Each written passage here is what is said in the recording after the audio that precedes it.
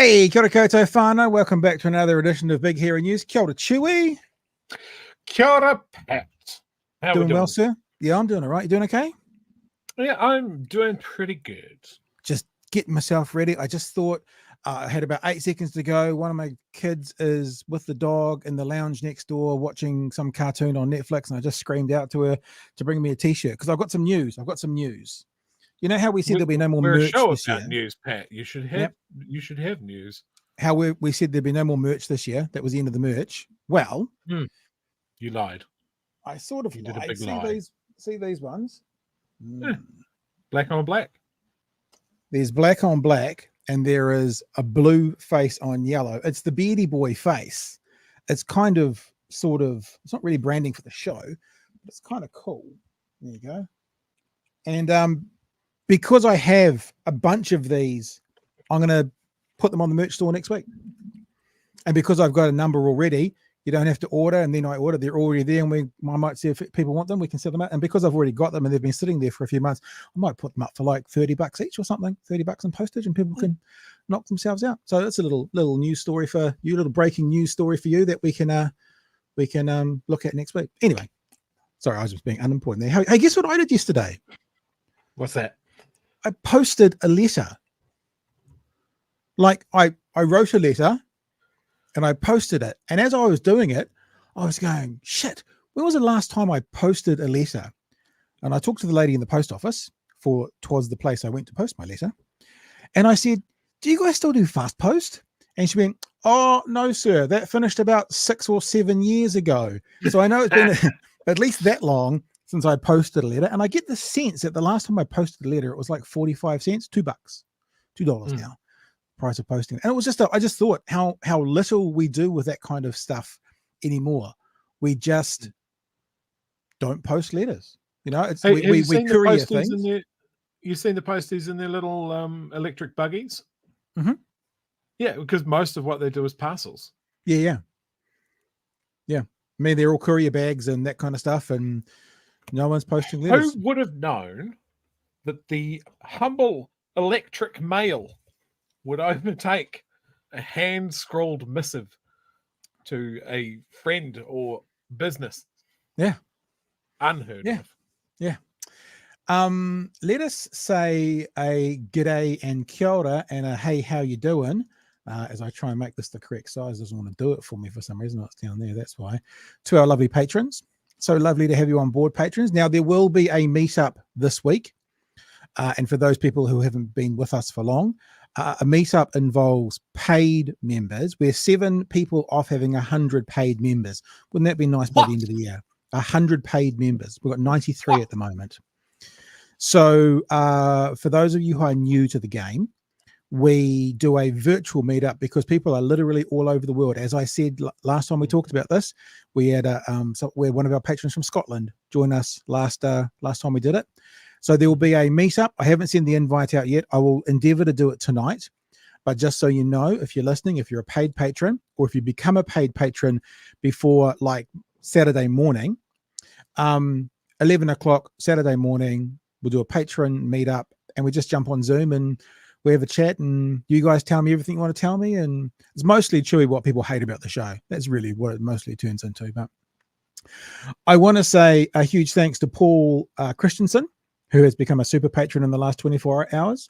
Michael Tilliard, who was upgraded from, I think he was a patron, and he's now a super patron. We've also got, I can't see because my thing's in the way, Karen Griffin became a patron on the fuel level in the last 24 hours, and Woody Chef. So a bunch of people in the last 24 hours have jumped on board and have decided to be patrons, and we thank you. Look, you're causing me such a problem that I had to move our producer Kooky Nick to down here. He was up there last night, but these are all growing. I think one of my jobs for the break over summer is going to be to redesign the patron, what do we call that? Billboard. Sure, that'll be one of my jobs. So if you're interested in being involved with us, if you're interested in being a part of us, then you can simply go to patreon.com/Big Hairy News. There it is right there. And we do meetups monthly. We aim for monthly meetups. You guys get early release from information. Some of the upper levels, that reminds me, I need to email Anna again. Some of our upper levels come with, merch and prizes and that kind of stuff as well. And we put things on there early so you get them first. And I'll tell you something, next year we have more plans to do more with patrons and members. You can be a member you can have a membership to YouTube as well. It's a different way of doing it. So we're going to plan to do more exclusive stuff with our patrons next year. You'll appreciate that this is really just 1.5 people doing this job at the moment. And there's not enough hours in the day, but we're going to make a concerted effort to make that. I know that people are patrons because they wanted to support us, and we thank you for that. But next year there'll be more of a concerted effort towards what we're offering paid patrons as well, above and beyond, the week, the monthly meetup and the good vibes, HOE, because we run this off vibes. Is that right? Yeah, it's totally vibes. Peter, there you go. I'm another one now. Oh, there you go. 6 to go. 6 to get to 100. Have you discovered this drink called Avalanche? Avalanche. It's in the supermarket. You can get Avalanche coffee and you can get Avalanche hot chocolate. Yes. Yeah. I tried one of their bubble teas. Apparently the bubble tea's not so good. No. I've got a Too many toffee. Instructions, Pat. A toffee hot chocolate is what I've got. Toffee hot chocolate, and I do a sugar-free one because I'm still on this kind of journey. And it's delicious. And I have to hide them from the kids, or else they disappear because they apparently found them. And that's what it is. But I like it. No, but see, Mike says that they're too watery. I put 2 sachets in. that's how I make it work. 2 sachets, half milk, half water, and that's how, and a big cup. 2 sachets in a big cup. So that's how I have it. Oh, since we're doing non-paid sponsor call out, and we're talking about parcels, I got stickers. Is that a TUI? It is a TUI. It is a TUI. By a local artist that I've mentioned before, Pepper Raccoon. I'm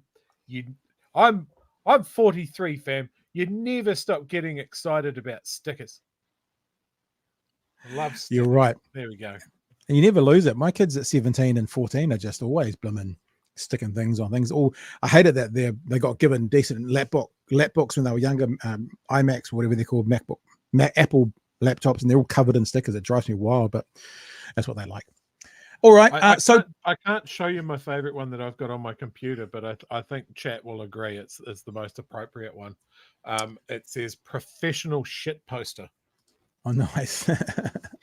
you have to rejoin Twitter again if you're going to be a professional shit poster, aren't you? Isn't that where you mostly get to do it? Oh, never ever. Okay, guys, a few things going on tonight. We're going to have a look at. I watched some of One News tonight, and they didn't in the first half. Tell me in the chat because some of you guys watch it as well, if they did it in the second half. But they didn't talk about the Chloe Swarbrick calling the Prime Minister. Oh, sorry, not the Prime Minister. The National Policies lies today in the House. But we're going to play that and have a look at it and see what you all think. We're going to have a word with. No, we're not. We're going to actually. Speaking of our favourites, maybe I should approach Helen Clark. Try and get her on next week. We could probably get her. Auntie Helen, I'd melt. I have enough of a relationship with her since I've been in radio. To I would be. Yeah, all right. Just not useful. So we're going to hear from Helen Clark via Newstalk ZB talking about immediate call for ceasefire and to stop the destruction. And I'm going to show you some footage of Joe Biden. Now, the footage that I've got is not the footage that I saw, so it may not be what I saw in its entirety, but 2 things you'll take from it. I won't talk to you about the big thing to do with his opinions on Israel and Hamas, but one of the big things I took away from it was, man, talk about cognitive decline. You actually really can't argue it. Referring to 65 years or 65 days and stumbling over words and getting backwards and forwards. Look, I'm not criticizing the man. I mean, my father was 83. He had cognitive decline, right? There's no question about that. And you can see that age in Joe Biden. And when you watch the whole press conference he held, and I haven't got the whole press conference to show you, you can just see it's, him versus Trump. You don't know quite what we're going to get there. Oh, could we have some better candidates? Yeah. I mean, I said about at the start of this year, Chewy, I said if Biden runs next year, Trump wins. I believe I said that publicly at the start of this year. I'm not quite so sure about that now because, I think the criminal convictions that Trump is going to get might impact enough people. It might make it more like 50-50. But gosh, it's a problem. And look, let me also say, Donald Trump, cognitive decline. Absolutely no question there as well. I'm not letting him off. I'm just saying, so this is not an ideological position to say cognitive decline, Joe Biden. It's just an observation. But, Donald Trump has been telling the world how he beat Obama in a campaign, and rather than Hillary Clinton, and just not knowing what state he's in. And so, friends, I'm not saying it's much better. In fact, you can see some of the chat are saying it's worse. They're both. It's this strange thing in American politics. You always have the worst of both political parties, not always, but often, to pick from. Even Clinton versus Trump, the two most disliked nominees in the history of polling. And you might have Trump being one of the most disliked. I wonder if Biden will be. He probably won't be the most disliked, but it's a shit show. And they give them the nuclear codes, man. Fuck me. Anyway, I think it's when people post up clips of Biden when he was a senator, and you see the date. Yeah, and it's like, oh, here's what a young and vibrant Joe Biden said in 1981. I thought you were going to say 1776. Wasn't he there at the start? Holy shit! I mean, yeah, it's just go and enjoy your retirement. Yeah, but I'll tell you one thing. Relevance in this world. I'll tell you one thing. Joe Biden eats Donald Trump's lunch when it comes to being physically fit. He might be older, but the way he moves, the sprightliness. Yes, I know he fell off a bike, but if you were going to back each of them in a 2K run, my money would be on Biden. I think physically wise, he eats them alive. Maybe they should decide it that way. A 2K run. It's just so depressing. All right. That those are the choices that America has.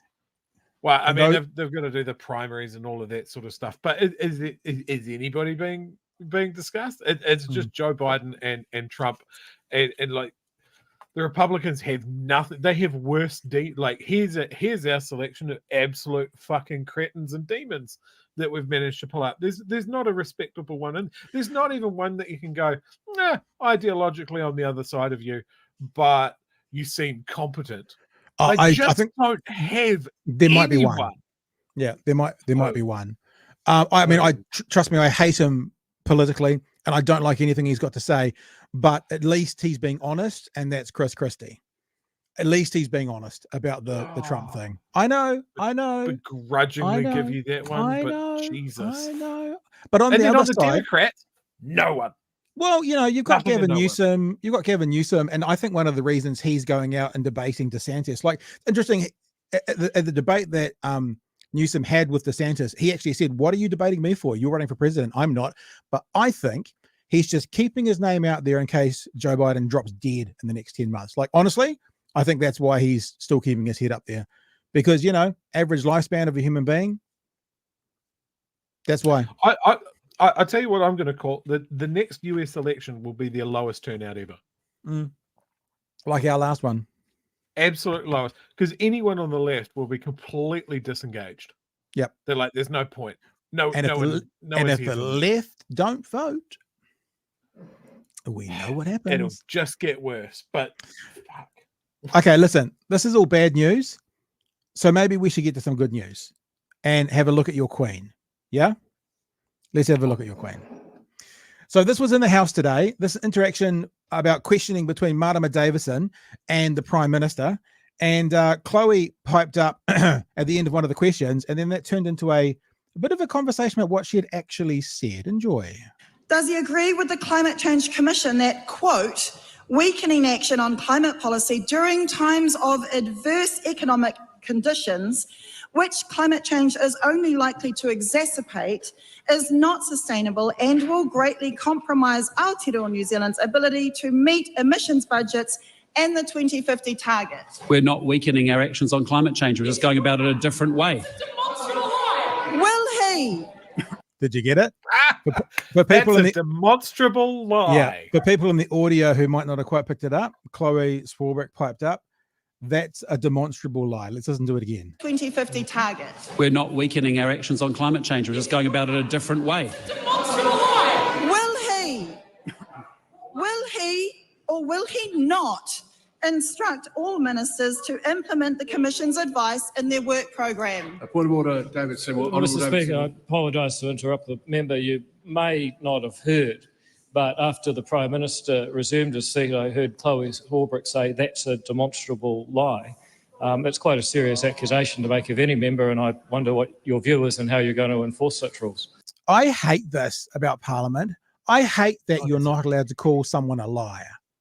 You know, this whole Westminster Abbey will go back to the 1800s. Yes, good sir. Yes, good madam. Well, there wouldn't have been good madams in the 1800s, but you know what I mean? And it's like, you're not to impugn someone. You're not, and it's kind of the rules. I hate it. If you're lying, there's nothing wrong with saying you're lying. And if someone challenges you on it and you can produce the evidence as to why you're lying, I don't like these rules around etiquette. If they're stopping you speaking the truth, Chewy, I think they're stupid. So let's get to the end of this, because this is the debate now around what Chloe said. So you heard it, Chewy. Was she saying that he was a liar, or was she saying that that policy was contrary to another policy, which means the policy was a lie, which I think is kind of what she gets away with. What I heard her say was, that's a demonstrable lie. Yep. And it was in response to that we're not weakening our climate response, we're just going about it in a different way. Which, considering that these guys want to open up oil and gas exploration and mining, I think is a fair comment. All right. Well, let's listen, eh? Here's the debate. Look, I did not hear it from up here, but if the member made a statement like that, she may consider withdrawing and apologising.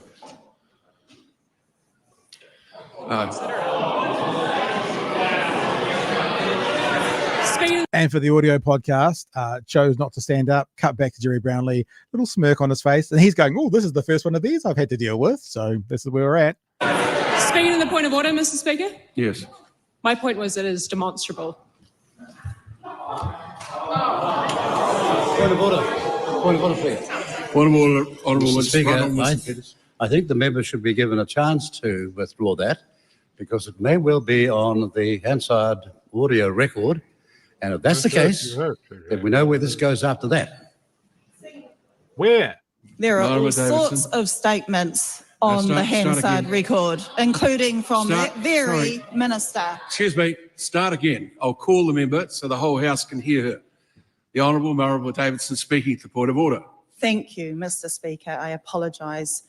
There are a whole range of statements on the Hansard record, and I am happy to accept clarity for what will and will be struck off Hansard record.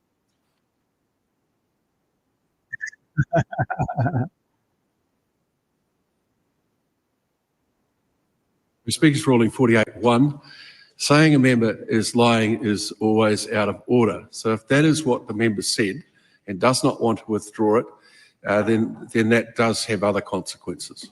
Speaking to the point of order. Mr. Speaker, I was speaking to the content of the policies as put forward by this government and the fact that the content of those policies are a lie. If the inference is that therefore the minister or the Prime Minister are a liar, that wasn't the statement that I was making, but I was pointing out that it is demonstrable on the evidence that the undertakings from this government are completely contrary to our climate commitments. Okay. So there you go. I think we'll move on. That is an opinion. Others will make a judgment on whatever the Hansard record might eventually show. Now, it's quite interesting coming from the speaker there, the new Speaker of the House. And one of the reasons it's quite interesting is that he has publicly stated that he would let a bit more of kind of the rowdiness of Parliament go. And maybe this is the first sign. And for I mean, I didn't know this. So for clarity, she said it was demonstrable. That means, quote, clearly apparent of capable of being logically proven. So what, you can't logically prove it, is what she's claiming she meant by that, Chewy. There you go.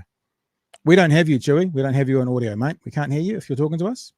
We've lost you altogether. And there was some talk in the chat when you bounced away that actually we lost the sound for the audio. So that's one of these glitches again that came in and decided to cut out audio. But from the look of the chat, the audio came back, but you have not. So come on, Chewy, restarting. Okay, so Chewy's heading off into a restart mode. Hopefully you won't lose more audio for that. Oh my gosh, Chewy said restarting. Now I got to hide his comment. There we go. Let me bring up what was then said when Chloe explained it. Tell the truth. Swarbrick responds after accusing PM of demonstrable lie. Prime Minister Christopher Luxon's return. Oh, we know all this because we just watched it. Yada, yada, yada.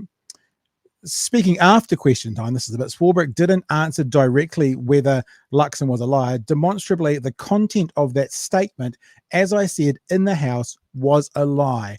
So far, there is an inconsistency between the flowery rhetoric that is being used, what is necessary to keep us from 1.5 degrees of warming.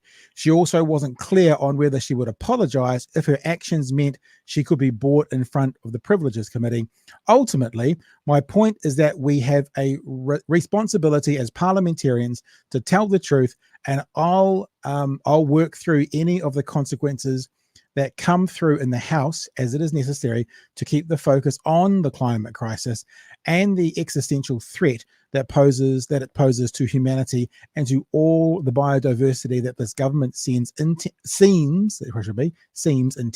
on bringing down with us. So there you go. That is the response from that, and that is the response that Chloe Swarbrick gave to that. Yeah, and I agree with you, Emma. It is a lie. And because it is a lie, why can't a parliamentarian say? It's a little bit like, that old thing, it's just not cricket. There's rules in some games and some sports that are kind of unspoken, but they're not really unspoken rules. I just think that if someone is lying, and I guess you can prove them to be lying. So, for example, if Chloe could come back and then prove, cite research to show how the policies have been weakened, then I don't think there's anything wrong with that. Don't you agree with everything I've just said, Chewy? Absolutely, not a single fault in it. Yeah, I was just going to say, again, if this is a stupid rule that is just, you can't say that someone's lying when they obviously, provably, demonstrably are. And his statement was that he wasn't weakening our climate response. Yeah. And like we've discussed, he'll say, have I crapped out You're right. again? Oh, you seem to have crapped out again. I can still hear you. We just can't see your beautiful face. It's a beautiful face. Is that the song? I'm not sure if that's the song or not. So Chewy's having trouble tonight. And what I'm going to do, music in the background to make sure that you can hear in the chat the music before we go to the next part. So when I do this, Can you hear me? I can hear you, Chewy. Can you hear the music? Yes, I can hear the music. Okay, That's chat. super weird. I don't know what's going on. Okay, chat. Please tell us you could hear the music I was playing over in the background, because that knows that we're still good to go and I don't have to leave and reset everything. I'm getting sound, Chewy, and music. Can hear. Good. Okay. Thanks, Chewy. Man, you didn't pray to the technology gods tonight, did you? I don't know if it was just an update or something that's just shitted me out. But yeah. What I was trying to say, and hopefully technology will let me complete my thought now, it's just once again pointing a finger at Luxon saying, hey, look, we're doing this. And of course we believe in the nice fluffy thing that we're supposed to. Yeah. And they're going completely contrary to it. Yeah. We can't stick to our climate goals and open up oil and gas. And as Shane Jones said the other day, mining and Department of Conservation land. Yeah. Again, what the fuck? Cancelling Smokefree, but wanting to reduce the number of smokers. Oh, we of course want to encourage the use of Turnout. Yeah. But we'll get rid of as devalue much as we can. Every practical way. Of course, we want Māori to have better health outcomes. We're not going to do anything about it. Yep. It's just the same thing every time. Yep. We want to back and support all those really back and support all those really good quality policies that are doing something well as we get rid of the EV and the clean car discount. It's almost like when you watch any politician sometimes that wants to go contrary to what they said. They're not aware that what they've said is actually recorded with cameras and that kind of stuff, and we can go back and look at what they've said before and then go, hang on, this is different. You can't, I want water to be dry. You can't do that. Water's wet. You can't insist that it's dry. Well, you can't say before the election it was wet and now try to insist that it's dry. It doesn't work that way. We're laser focused on the cost of living crisis and looking after low and middle income earners while we chip away at anything that could make life a little bit more bearable. Prescription charges, the banks and the supermarkets are still making obscene levels of profit. Yeah. The landlords, we're focused on getting them tax relief immediately, as soon as possible, no matter what the cost is. That's what we're focused on. But low and middle income earners, the guys really hurting in the cost of living crisis, we're looking after you. Here you go. Just lies. It's so obviously lies. Here you go, Chewy. Demonstrably lies. You had a rant at me about this beforehand. Maybe the good people deserve a rant as well on ferries, for example. That Ray. Oh my God! Yes. Okay, so we can draw a straight line. I'll just go and wait for you. I'll be over here somewhere. We can just draw a straight line. This is again short-term thinking, right? I brought this up last night. When Labor looked at getting new ferries, of course we fucking do, right? And costs have gone up because everything has gone up. Yeah. Whether it's your groceries or buying a new ferry and a terminal so it can actually come into the land, and Nicola's come along and gone, oh, it's a Labor project and the cost blown out, and that's all I care about. We're cutting it because we're laser focused on the cost of living crisis. So remember, the next time when one of our clapped out second-hand fucking ferries loses engine power in the middle of Cook Strait, and it's going to take 5 days for you to get across the strait because we're down one, maybe we're down 2 ferries. Nicola Willis did that. Yeah, I don't want to be an absolute. I don't want to be a pessimist, bro. But I thought when I saw that this afternoon, when someone dies because of something with the ferries going wrong and breaking down or something, when it sinks and 200 people on there get rescued, but all of their cars are now gone, all of those costs of the insurance company, whatever it is, like to be honest, if a ferry breaks down and it's unoperational for 3 or 4 days, that would be a good result for a ferry that's past its due date. What could it be? And it's just but we'll put smoking back on and put another $10 billion gap in our economy by letting people smoke for another million years. And just like light rail, just like get Wellington moving, this is another example of, okay, you're saying you're saving money, but what are the costs that we're going to have to pay to cancel that contract with Hyundai to build that ferry? Yep. And we're going to pay that money because we breached a contract, and we're going to get nothing for it. Yeah. Absolutely nothing. Most of the costs that Nicola's talking about wasn't for the ferry itself. It was for the facilities in Picton and Wellington to handle it. Yep. But these are things that are going to need to happen anyway. It's infrastructure. This is supposed to be the party of infrastructure, right? And in a way, you can look at a ferry and go, a ferry is just a road of national significance that sails off from one point to another. Maybe that's how it needs to be explained to her. Yeah. It's not a good point. It's a road of national significance. And then we get 4 of them and then have fucking, a disco. A disco for all the truckers. The question is as well purely about economics. So Nicole says that we paid $400 million already, and I know they said it was going to be something like 1.4 billion, then it went to 3 billion. But if we just put this on the top shelf for a while, unless the prices come down significantly, which they're not going to do, then this is a bad financial decision. Because if, for example, that means we're throwing away that 400 million, basically. Although I guess we can keep plans and we keep any work that's been done towards, but we're throwing that away. And like you say, there's probably clauses in that contract that's going to cost us to get out of those purchases, Chewy. But if we can save $1 billion in 3 years from now, they might have an economic point, but I guarantee you they won't be able to do it. In fact, No. they could pay the rest of it now, even though it's above budget, or they could pay twice as much in 10 years from now when we've had shit service with ferries for a 5-year period. Short-term thinking. This is like a major bridge on state. It literally is a major bridge on State Highway 1 is crumbling, and they've gone, no, don't worry about it. It's too expensive. Don't worry about it. Yep. All right. Hey, Kookie's got his regular late fee, $5 late fee from the Kookmeister.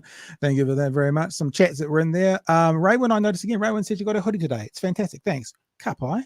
I haven't heard. I actually put an email to the printer this evening for this week's orders, like the orders from last Friday. I haven't got them in my grubby little hands yet. I expect to have them in my grubby little hands tomorrow, which means I'm going to use child slave labor, otherwise known as my children, to get them on the courier on Friday morning. Now, I'll confirm that tomorrow night. As of right now, I don't have them in my little hands, but they'll be on the courier within 24 hours of me getting them.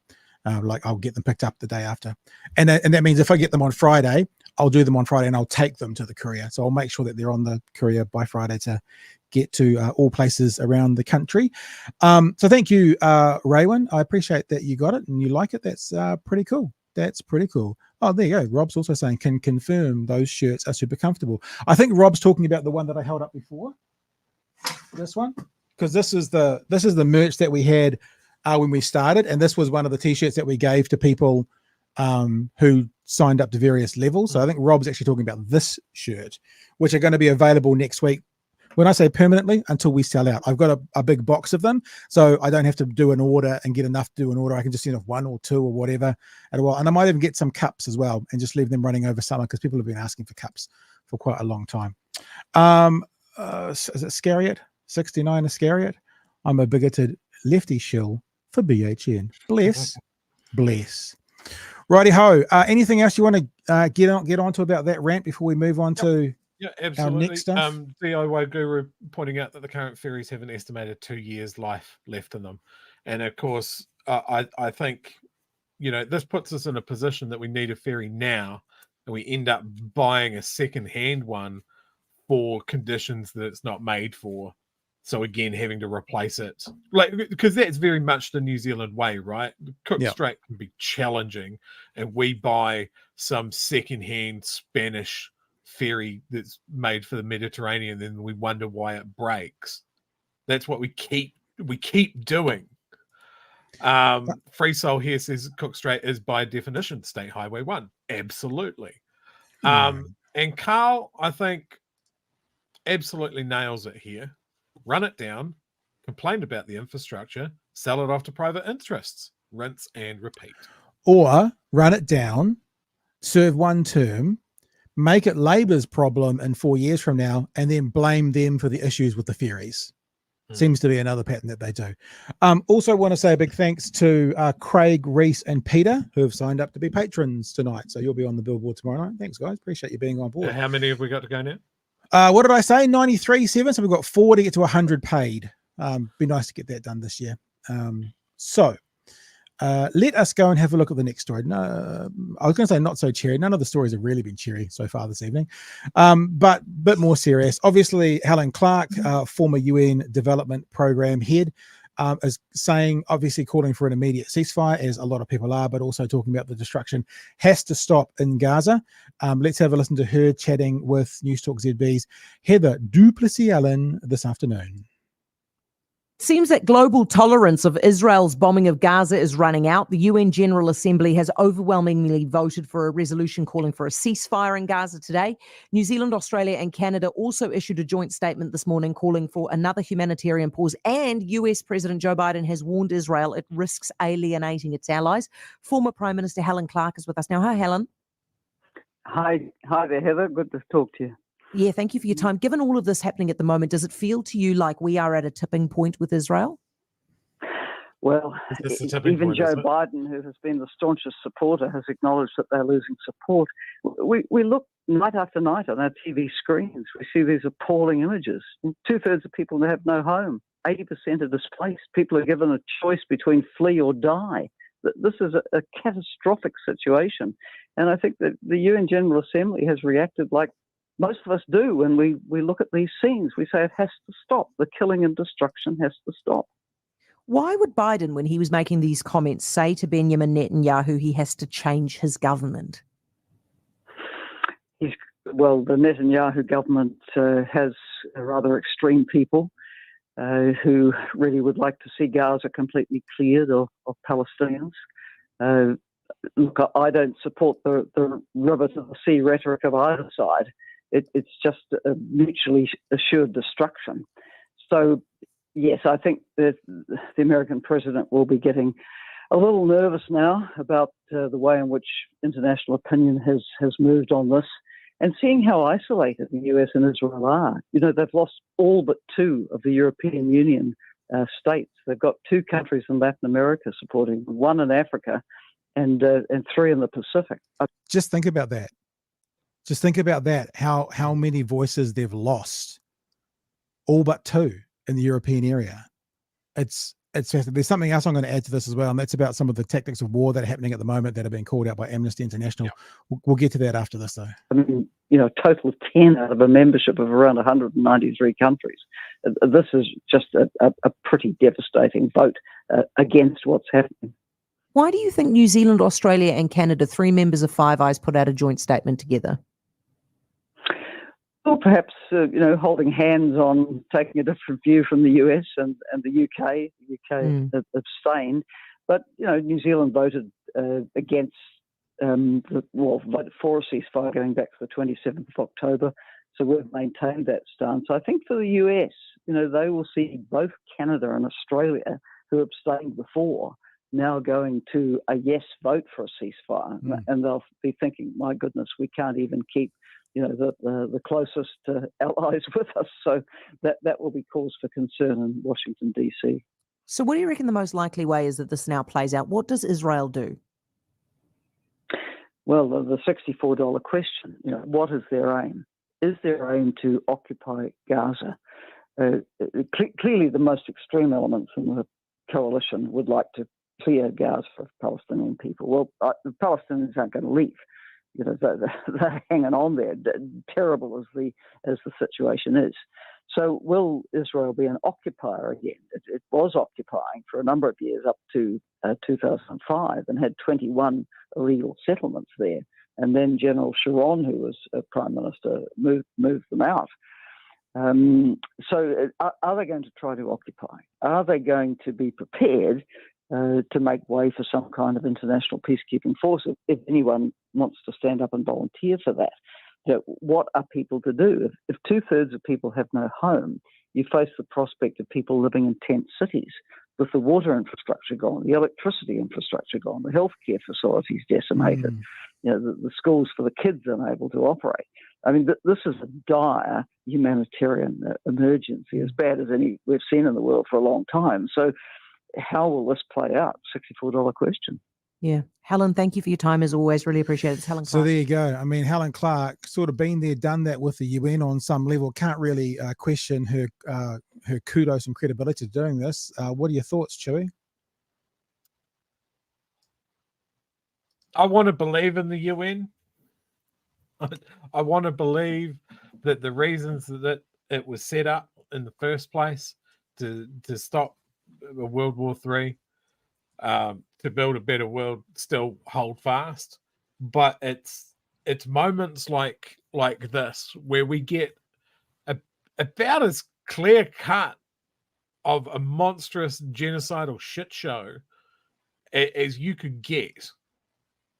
And we're still shuffling papers, and we're all like, "Oh, Israel, if you don't cease fire, we'll be forced to send another sternly worded email."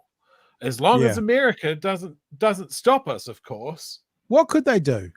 Like, I mean, I hear you, but what could they do other than diplomatic? This is the thing. What can they do?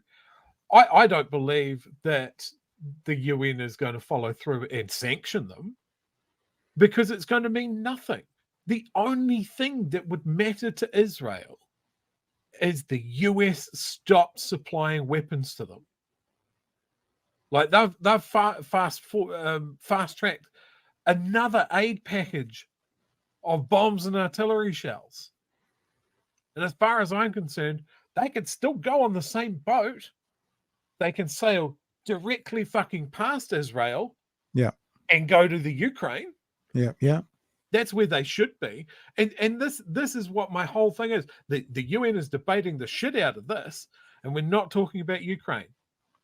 Yeah, that's very true. And I'm sure people have seen this. This was going around a couple of days ago.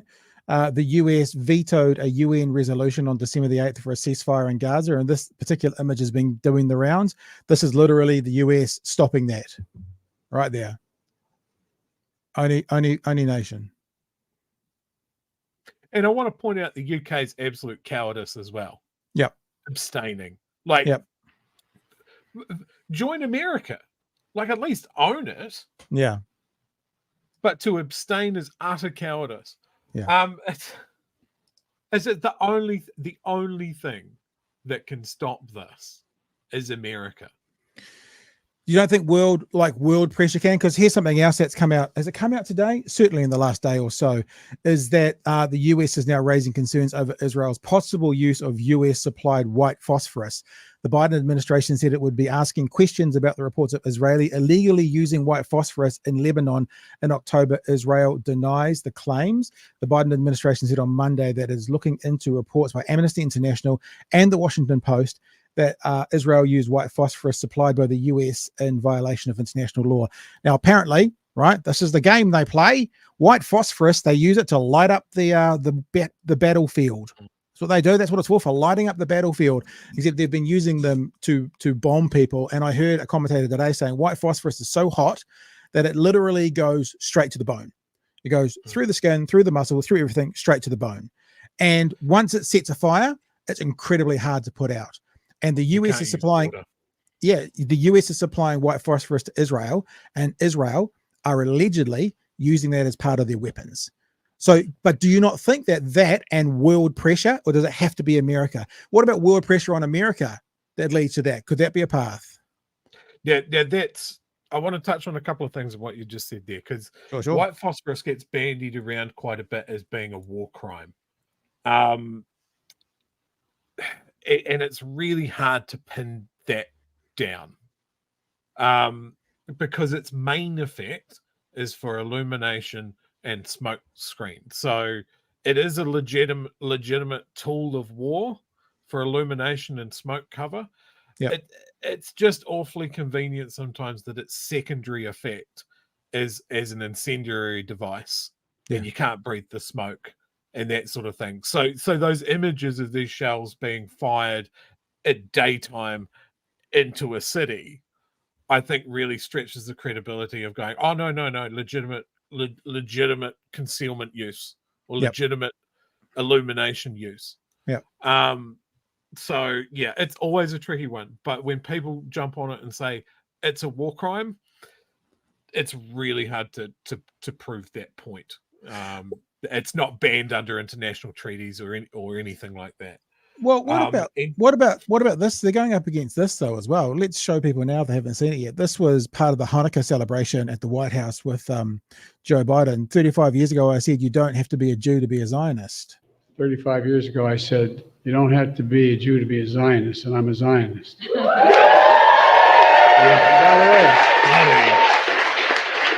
don't have to be a Jew to be a Zionist. I've taken all my children when they turned 14 years of age, my 3 children who lived and my 5 grandchildren. When they're 14 years old, I put them on a plane, I take them to Dachau because I want them to see. I want them to spend the day there and see. Can't pretend you don't know. Silence is complicity. Most of you know someone directly or indirectly, a family, a friend, has stolen from you, or wounded, traumatized. So we'll leave that go. You see what I mean by about the cognitive decline. He can hardly speak, the man. But if silence is complicity, they're being very silent about Gaza at the moment. You know, like where's that conversation going on? And look, I've been to Dachau. I've been to Auschwitz. You know, I'm not a Zionist. I believe very strongly that there are lessons to be learned from the Holocaust, and such horrible genocidal action should never happen again. I understand why the Jewish people wanted their own homeland.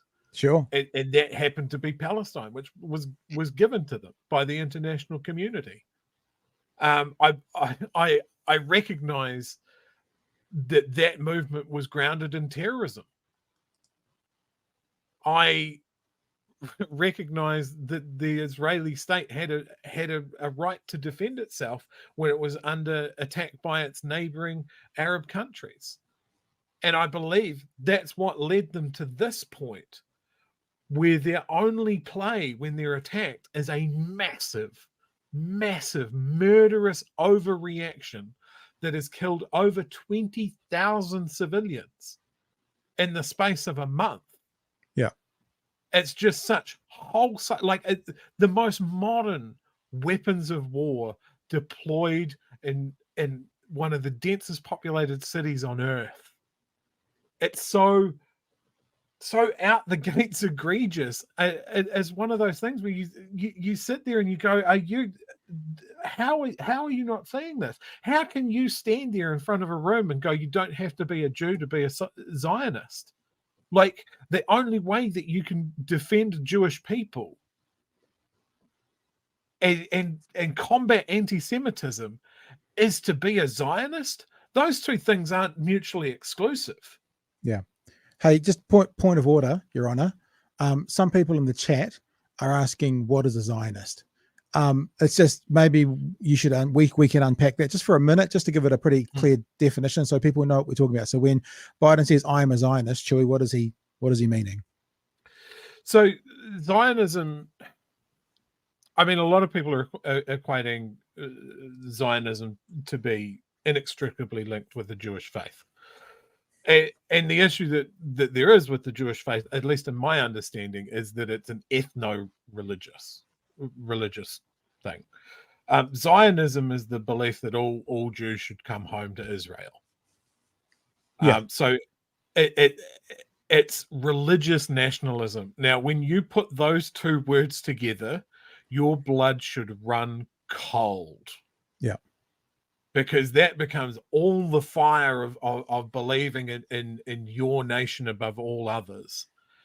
And then the absolute belief that you are God's chosen people. And if that's the case, then all of your actions are justifiable. Yeah. And Zionists believe that they should clear Israel of the Palestinians.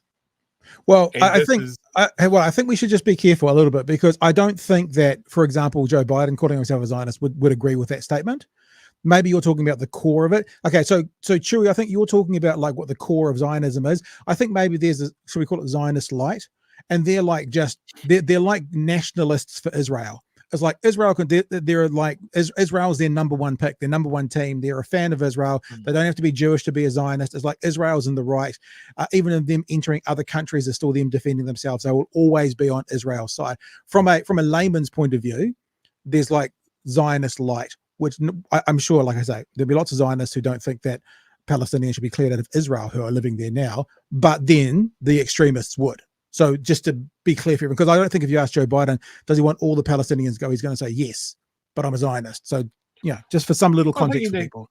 I think he might need to watch the news every now and then. That's what's happening.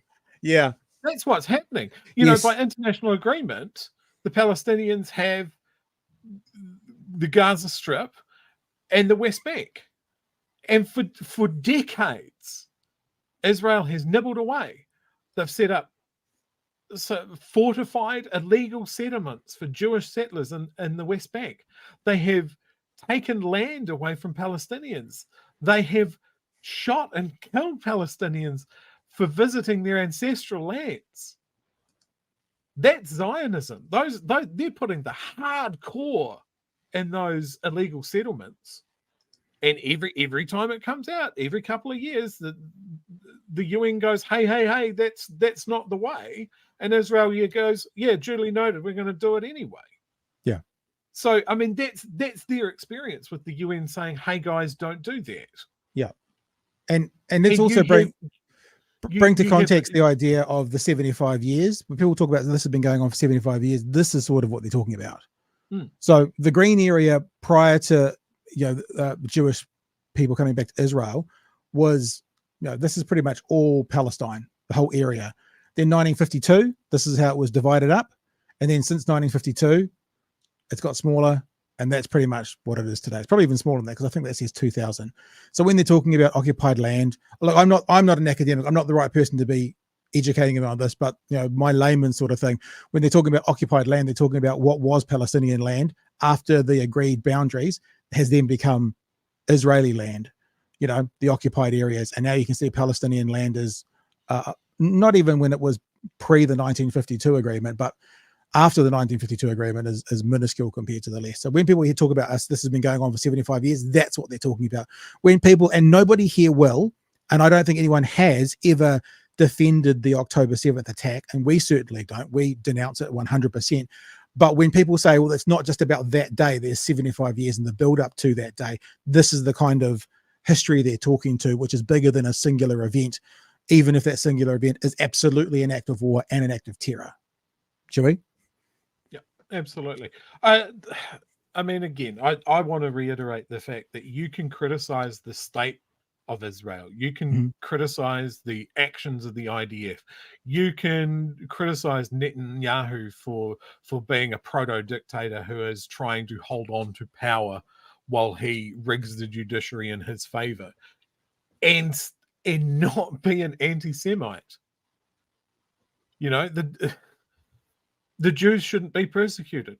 The Palestinians shouldn't be persecuted for who they are. The actions of the Israeli state, the Israeli government, the IDF is so far out the gates from what we should expect of this world that they deserve all the criticism that they're getting for it.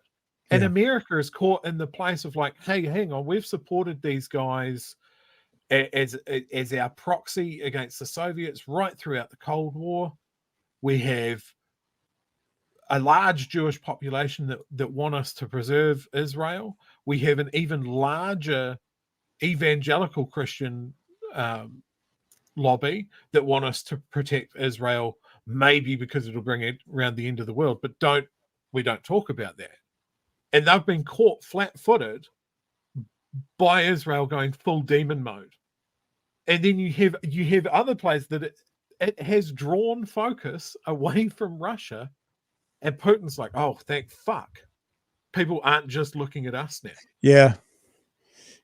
No, and I think the nuance of what's going there geopolitically has been lost by the media. They're not seeing that link at all. That it would have been very easy for Russia to funnel money, support, weapons to Hamas to kick something off, knowing that all the domino pieces were set up for an enormous international shit show where everyone's going, fuck, I don't know what I can say here because what happened to the Jews in the 40s was monstrous and we must never forget it. They know it's an international sore point for us. And so we're paralyzed. Everyone's paralyzed for they're not able to call this what it is. Yeah. And look, Chewy says you're allowed to be critical of Israel without being an anti-Semite, but I can guarantee you, especially on that place you don't visit anymore, Chewy, Twitter, there will be people tomorrow calling us anti-Semites. And if they're calling us that and they're watching this clip or whatever it is, all I would ask you to do, unlike the national government, we would like to see your workings. Show us what we've said that's anti-Semitic. Because we're talking about geopolitical goings on at the moment, and we've just given a bit of a incredibly simplistic history of it. I'm not the person to educate people, but we are observing what's going on and reporting on it. So bring it. All right. Is there anything in the text or anything you want to get to? I know you were talking a lot there, so you probably weren't paying much attention. I've been having a bit of a look. Fully rage mode there.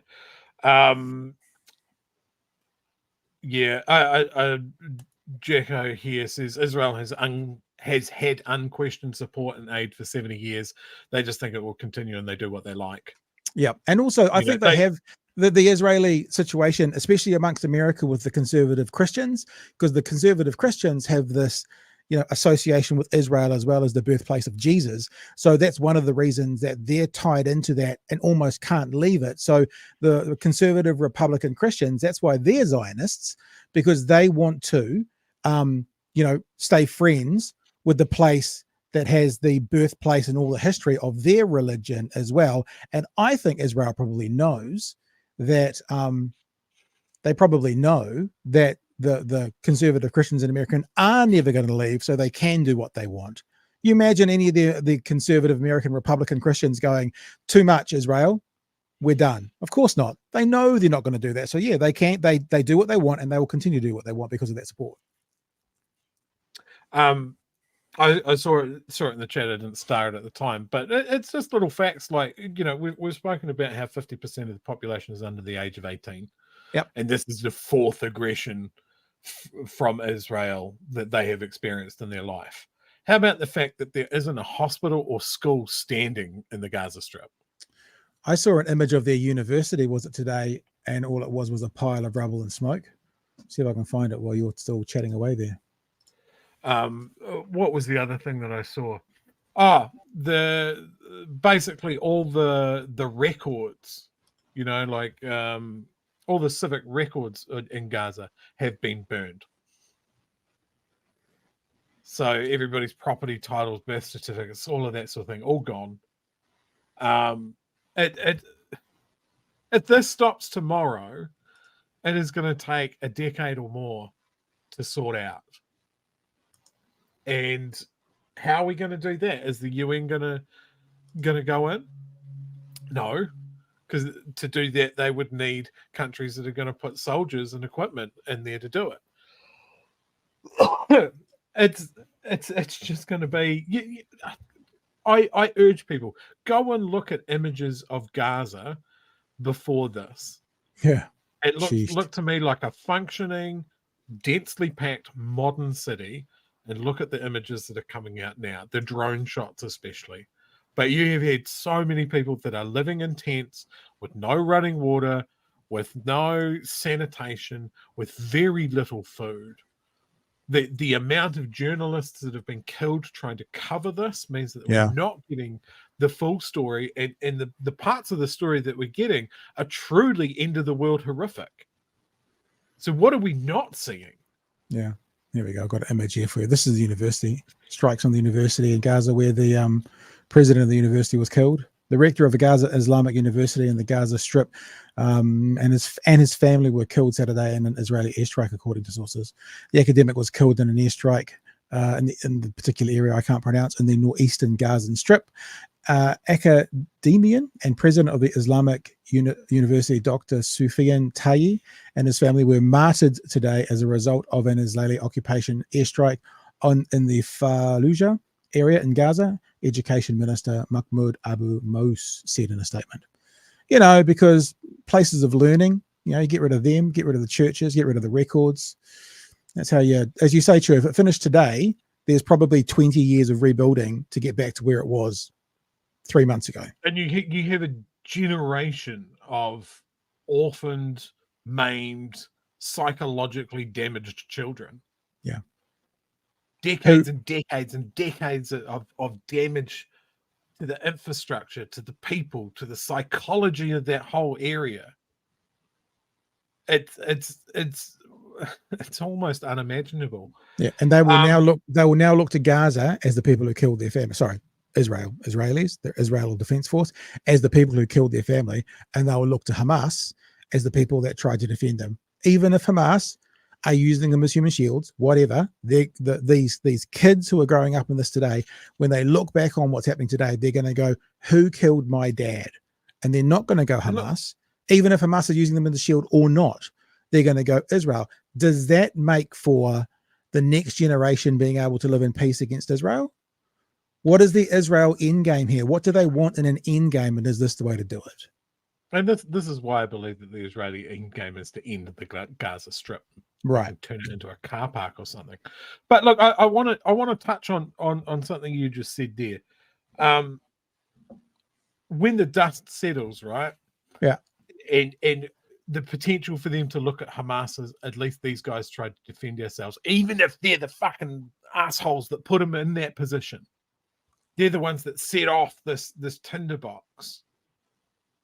They will look at Hamas as being the only ones on their side because that's what it fucking looks like. Nobody else has jumped in and stopped this. Yeah. You know, the blue helmets aren't there. The Americans haven't come in on an eagle and said, no, we are the bastions of what is right and just in this world, and we are stopping this right now. Israel, back to your starting line, and no bombs for you anymore. You're in the naughty corner. Nobody has done that for the people of Gaza.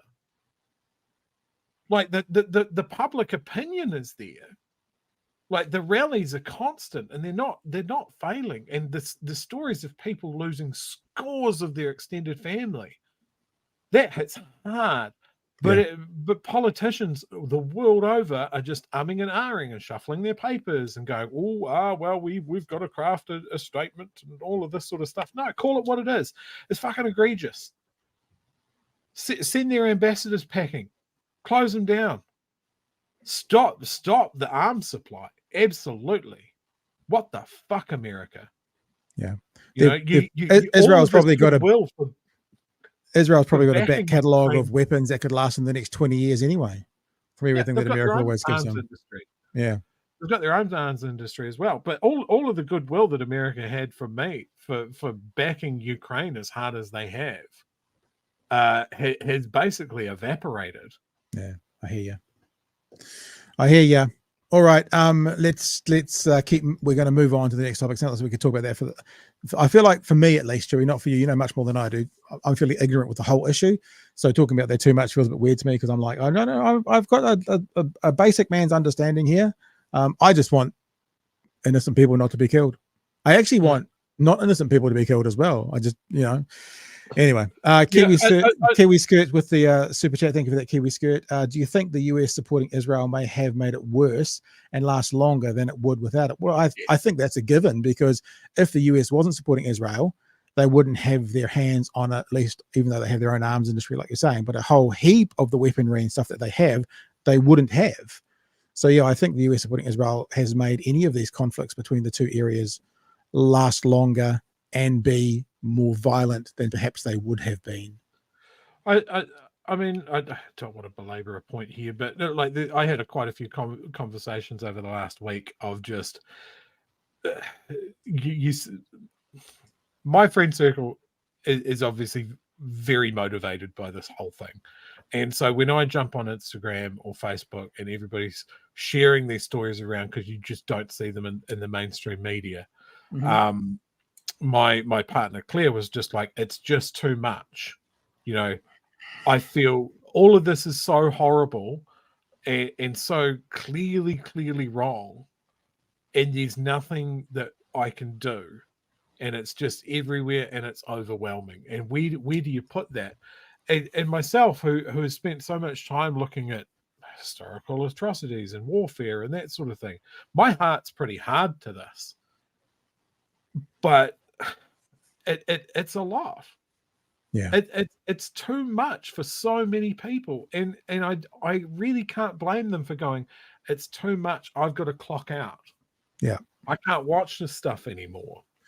I can't see kids whose parents are under rubble and they've lost a leg. Little kids, man. Like I had someone the other day use the word, "Oh yeah, but Hamas just has better marketing," and my only response to that was, "What the fuck?" Like, Israel has a whole propaganda department here. The marketing you're talking about is maybe we shouldn't drop bombs on kids. It's bad. Yeah.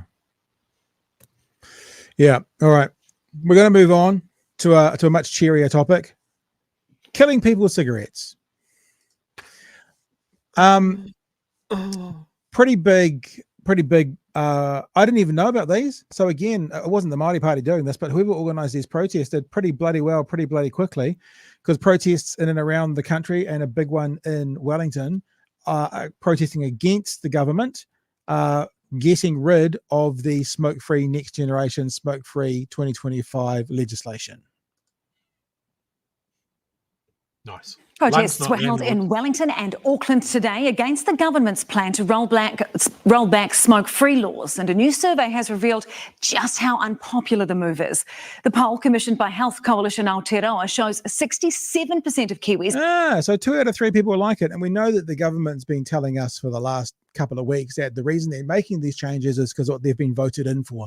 So obviously the country wants them to keep the smoke-free legislation. So, Chewy, I assume that means that they're just going to reverse their reversal tomorrow. Is that probably the case? Would you think that's going to happen? Maybe? For John Key, I'd say yes. Seems to be just stuck. He's in the pipeline. There you go, but there's the numbers. Is either strongly support or support keeping the smoke-free laws, while just 21% are opposed. Looking at the 3 measures going on the scrap heap, reducing the amount of nicotine in cigarettes is the most popular. 77% want to keep it, while 16% oppose it. 68% support reducing the number of retailers allowed to sell tobacco, while 22% oppose. And 65% support creating a smoke-free generation, with 25% opposed. But I mean, what else in this country could you get 2 out of 3 New Zealanders to support? Like, honestly, think about all the legislation, all the polls, all the ideas. What else have we seen of recent times where 2 out of 3, where the nearly 70 people out of 100, 7 people out of 10 would go, yep, that's what we want? It's like nothing. It's like nothing. Yet this is what it is for this legislation that this so-called populist government has decided to get rid of. Government is determined to push on with their plans. Here's our political reporter, Amelia Wade. Storming the streets in disgust. They say they're a government that will be good for Māori and good for Pacifica and they will help the poor.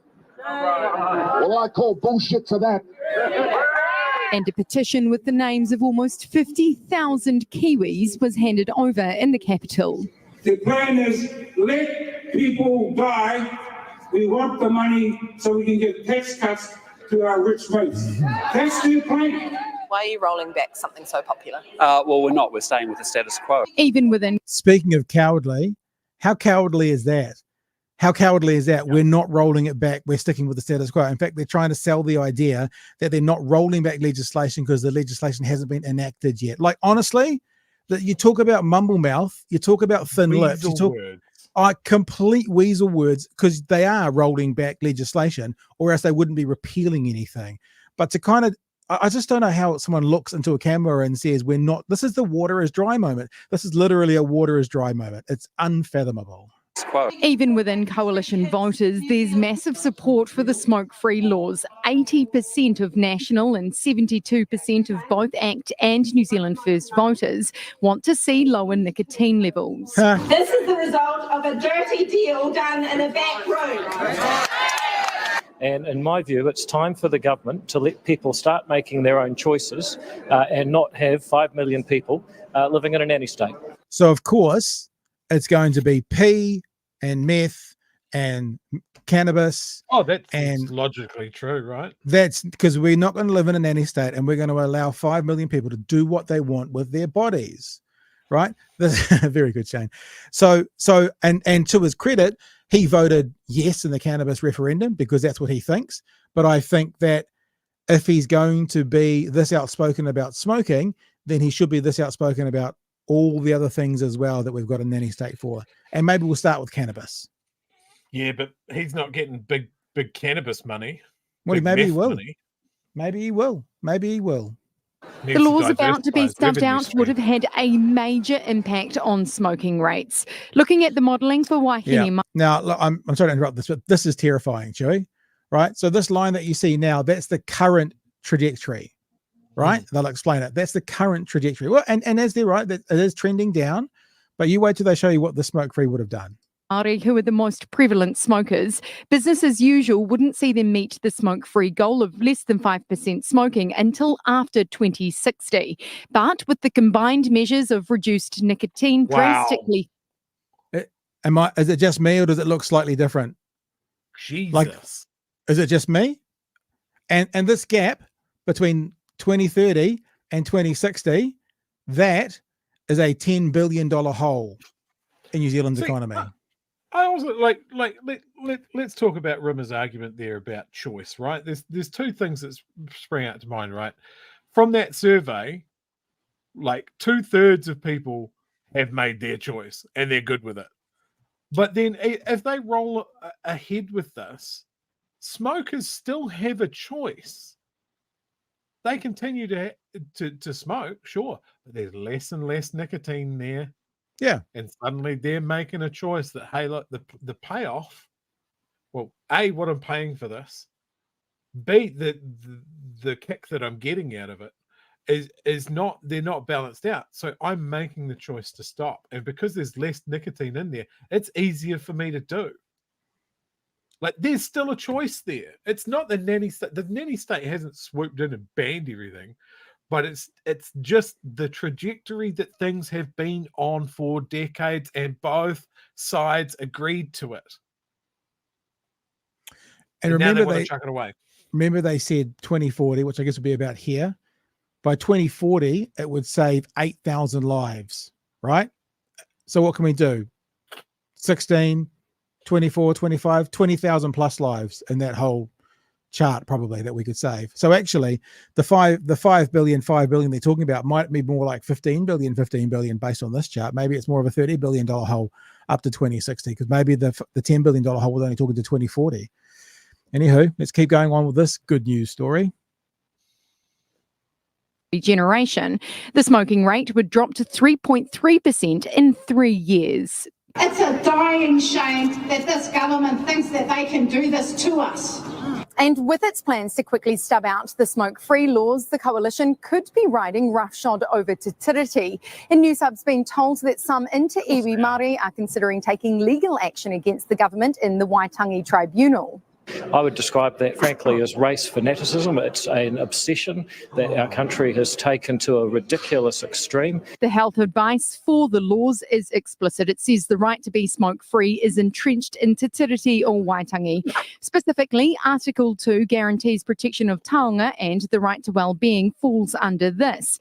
And Article 3 sets out the right to equity before the law. Do you believe that there is an obligation, the Crown has an obligation to protect Māori health under the treaty? The government has an obligation to improve outcomes for all New Zealanders, Māori and non-Māori. And so why are you allowing smoking to go on at all then?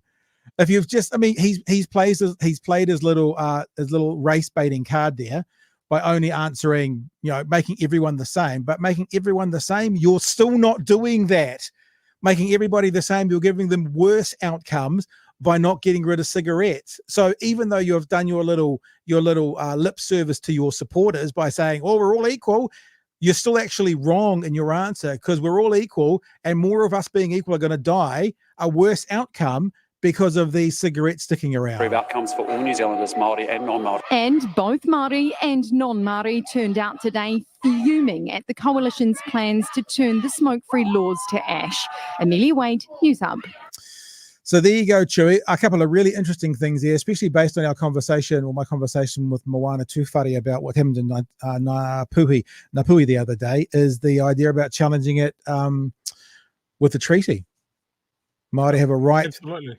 And it'll be really interesting to see what they can do from there. It's so interesting to see in this 3-year term, if it lasts 3 years, that what they're saying they're trying to do, I don't believe they're trying to do this, but they're saying they're trying to do is get rid of division and make all of us the same. And they'll probably find that what they're going to end up with is the most divisive time in New Zealand since 1981, and a time where Māori maybe make more strident leaps forward in the courts thanks to them than ever before, perhaps, because once the courts say it, then what? Right. Again, it's the thing, you got to point it out where you see it. Luxon wants to say the nice fluffy thing. We want equal outcomes for everyone. Well, that's cool. So what does that mean, man? What does that mean? If you're talking about equal outcomes, let's talk about Māori having a similar life expectation to non-Māori. Yep. Is that the equal outcome that you're talking about? How do we get there? Does that mean that we target things to help Māori get it? No, that's not what you mean. Freedom, You liberty, mean freedom. you mean you're going to ignore everything that points at the fact that Māori have worse health outcomes. They have a worse experience when they go into the public health sector. They just don't get across the same finish line as a lot of them. The inequality that's built into the fact that they could be working and paying tax and then never get the benefit of retirement. Like, does that sound fair? Yeah, 100%. So, is it not? Māori didn't have tobacco until Europeans arrived. So, I mean, you could even make that argument there. That again, that is a responsibility of colonization that we introduced that. So maybe we should do something about it. And maybe the benefit is there that we know smoking is bad. We know the tobacco industry has lied for us for decades. They concealed the research. They knew what it was doing to people. They hid it. They lied. They lobbied. They paid off. You know, maybe we shouldn't jump to the support of big tobacco. Maybe we should tell them to go fuck themselves. And maybe we should go, and we see right through you on vaping. I saw a story 2 days ago that currently, because of the legislative changes coming up, everyone's trying to get rid of their vapes. So at the moment, there's a massive amount of sales on vapes. So what the government's currently doing is forcing cheaper and more vapes into people's hands than ever before. I like one of the things that I'm most proud of is that I never took up smoking, and that's because I watched my grandmother and grandfather fucking chain smoke every time I was around to their house. You know, and I watched him struggle to breathe in the end, and I was like, I'm not going to do that. Retailers are encouraging users to stockpile disposable devices and are selling higher strength vapes at a heavily discounted price ahead of a ban on some vape products. There you go. So, I mean, I guess the only way around that, and sometimes governments do it, is say the ban is from today. That's the only way they can ever do it. And then you go to the businesses who have got involved in a legal process at the time that then has become illegal. Anyway, a big thanks to Hannah, who's joined up and signed up to be a patron in the last half hour. Lovely jubblies. I will get the billboard made up for tomorrow night, and we'll see who's on it. Are we across the line yet? How many? I think we needed 7. I think, didn't I say 93? And we've had 1, 2, 3, 4 tonight. So that makes 3 to go. 3 to go to reach 100 paid.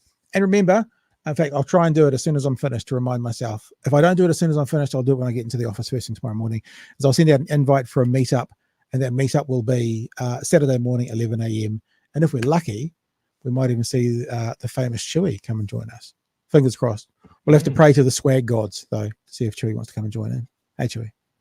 Yeah. All right. Hey, listen, I'm done for the night, Chewy. Is there anything else you want to wrap up on? Any chats you want to get out there? Anything you want to share? Yeah, I got a couple of comments just from the end of the Israel conversation. DIY Guru says Israel are in negotiation with BP for rights to drill the gas fields off Gaza. Oh my God. Shafai says, what does Israel and the US want from Gaza? Unimpeded oil and gas field commercialization. You can look that up. Yep, there's a couple of fields just off the coast of Gaza in their territorial waters. You know, that's not a coincidence. And Peter with the $5 super chat. Yeah, Yo. but the dairies and big tobacco want to keep it, and that tips the scales. Absolutely. National have a very prominent former tobacco lobbyist. They have the taxpayers union that was set up to do the work of big tobacco, that was set up by Christopher Bishop's dad, a former tobacco lobbyist. Daddy Bish. They are supported. The National Party has many donors from the Dairy Owners Association. You know, a lot of dairies reckon that they'll fold without selling a grossly harmful product, and that donation, that lobbying campaign, obviously bankrolled by big tobacco. When I say that these guys don't give a fuck about how many parallels and straight lines we draw between what they're saying and doing and who's telling them to do it. This is what I mean. They don't feel the need to hide it. Yeah. Yep. Now, listen, a little announcement as well. Thursday night next week is our last show for this year. We're going to take 12 shows off. I'm not sure when you're coming back, Chewy, because you're in the States, but I'll be taking 12 shows off and then be back again the middle to end of January to see what we're starting for the new year. But I am going to be uploading clips and highlights every single day we broadcast of the break between when we finish, when we start again. So it'd be a really good time, as the Chiron across the bottom says, to subscribe to our daily audio podcast on Apple Podcasts, Google Podcast, or Spotify. If you're going to choose a place to have a listen to us, Apple Podcast is the one we prefer, because then that helps us in the Apple charts. And you just go to any of those podcast suppliers and Google or search hashtag BHN, and that'll find it. So there'll be clips going to YouTube. There'll be clips going to Twitter, my Twitter. There will be a 9 p.m. show every night we would normally broadcast. So that's Monday to Thursday, excluding Publix. And there will be audio going to the audio podcasts as well. So if you want to stick with us, keep supporting us with your ears, have a listen to us over a barbecue. We are going to be with you all the way through the summer break. And then when we're back, we'll be back hitting it harder and stronger than ever before. That's the vape pen. We're hitting that harder and stronger. That's what I'm talking about. Hey, Chewy. That's a real good point, actually. You know, if you're having friends around for a barbecue and it's a lovely summer afternoon, don't put on LAB or 660 and listen to smooth barbecue reggae. Just put on one of the BHN podcasts and turn it up loud so your neighbors can join in as well. That's just being a good neighbor. You can listen to Chewy screaming and me going, oh, fuck, you can't hear it. Oh, fuck, sorry, I don't know what to do. Ah, fuck. And that'll be about the end of the podcast for that night. Is that going to be one of the special best of episodes? It's just a compilation of our technical fuck-ups. I should have done that. Thanks for the super chat, Nick. And yep, hit the like while you're heading off, and we're heading off as well. Thank you for being with us tonight. Tomorrow night, Thursday night, don't have any special guest booked in like we did last Thursday. So we have a plan on opening up the Discord and giving you a chance to chat. And other than that, we will be back again tomorrow night from 9 p.m. for another edition of Big Hearing News. So good to be with you tonight. Thank you for being with us, eyes, ears, and supporters as well. And until we see you tomorrow, I'll just say goodbye then. Hooroo! Ma te wa.